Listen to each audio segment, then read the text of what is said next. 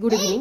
এখন বাজে 8:05 আর এই 5-7 মিনিট আগে তুলতুলকে নিয়ে একটু পড়াতে বসিয়েছি।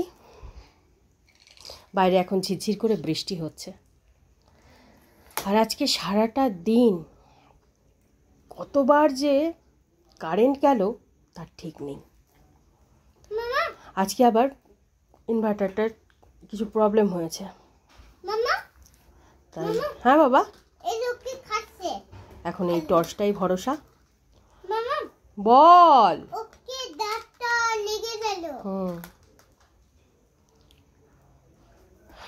ভাগ্যিস আজকে তুতুলের স্কুল থেকে কোনো হোমওয়ার্ক দেয়নি।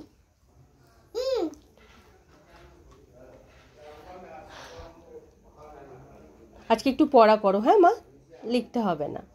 মা অফ করো না কিন্তু। এই জন্যই আমি টর্চটা দূরে রাখছিলাম। এই কেরামতি শুরু হয়ে যাবে আর এটা যদি অফ হয়ে যায় ব্যাস গেল, অন্ধকারে বসে থাকতে হবে। ভেবেছিলাম বিকালে এবার একটু সন্ধ্যের দিকে বেরিয়ে 2-3টে ক্যান্ডেল কিনে আনবো, কিন্তু সময়ই হলো না। ধান্তু কোথায় গেলি? চল।